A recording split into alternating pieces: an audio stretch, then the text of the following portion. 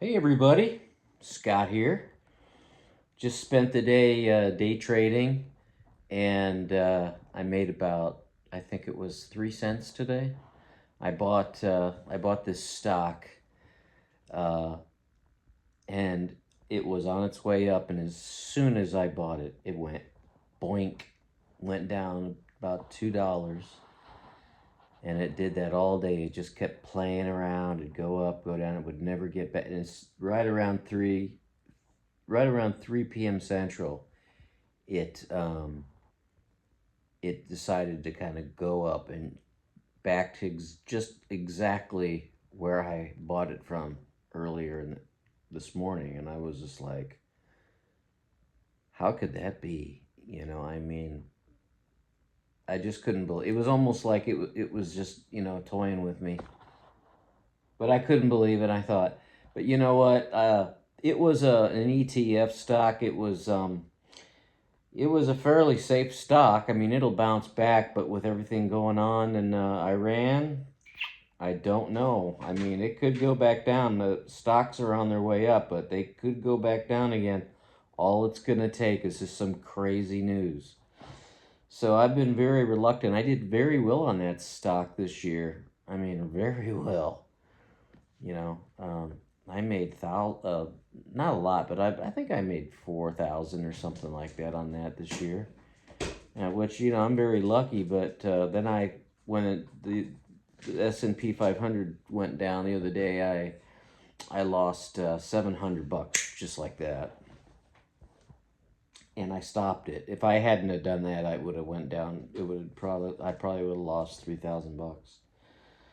So it's considering what I've done, it's just a little bit of a loss. I'll make it back, um, but anyway, I wanted to tell you, like the reason I mentioned it was, I'm saving, or we're saving, for a vehicle. We're looking at the Ford Transits. I hear they're really reliable for a Ford vehicle, and they'll go quite. I saw one for sale with 500 to half a million miles on it. I couldn't believe it. But I've been convinced through some friends that said they're great. But my wife and I are wanting to buy one and build a camper out of it.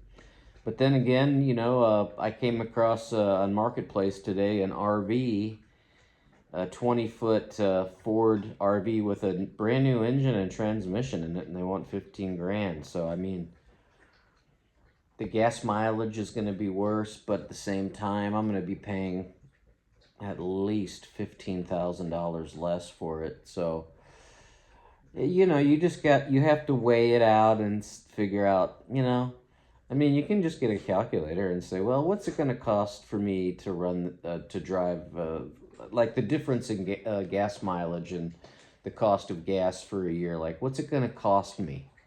What's the difference going to be? And then figure it out. And maybe it's a better deal. The RV is a 95, but again, it has a new engine and new transmission, so that means more than likely new hoses and everything else went on it.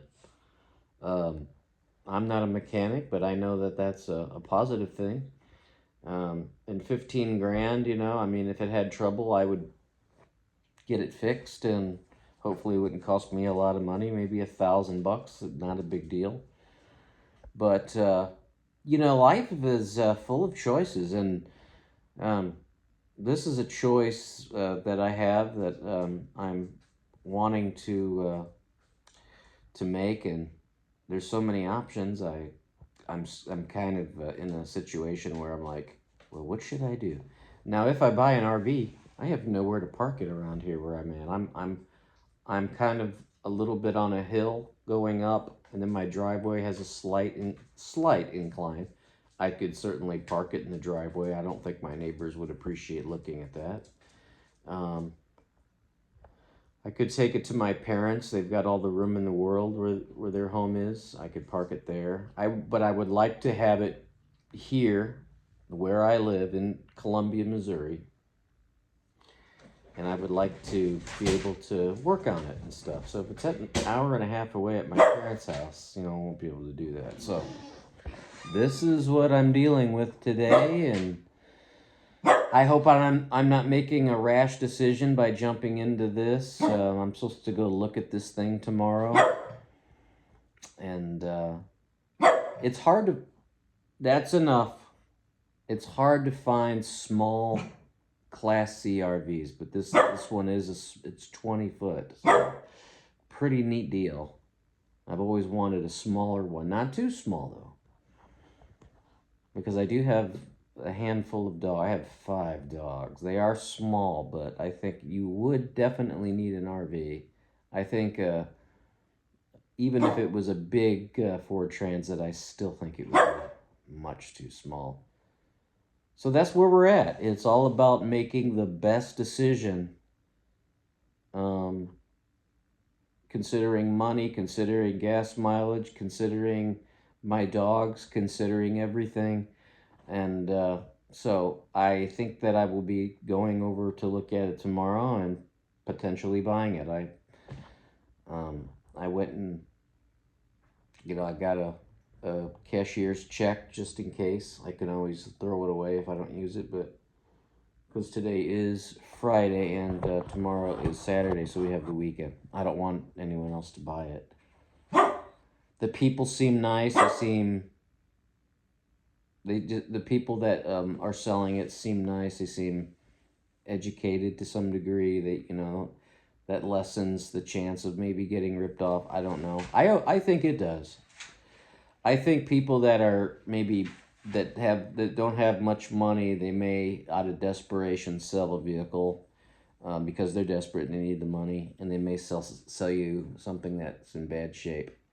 Or someone with money, I think, would probably tend not to do that. Now, there's plenty of people that are wealthy that would rip you off in a second. I'm quite aware of that, but it's hard to trust people, isn't it? It's just one of those things. You're just like, is this guy gonna rip me off? Is there something wrong with this thing? You know, I mean, does it have like are they covering up a big leak? You never know. So I'll keep you guys abreast of the situation tomorrow, and if I buy this vehicle, I will certainly give you a full tour of it.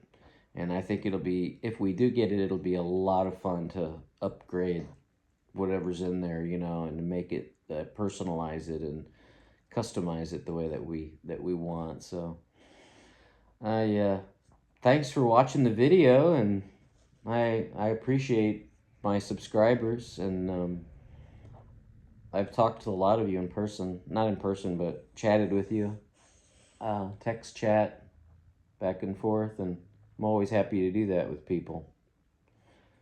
So you guys have a great weekend. Hang in there. Whatever you got planned, enjoy it. Hope the weather's nice for you. And we'll see you soon. Scotty P, signing out.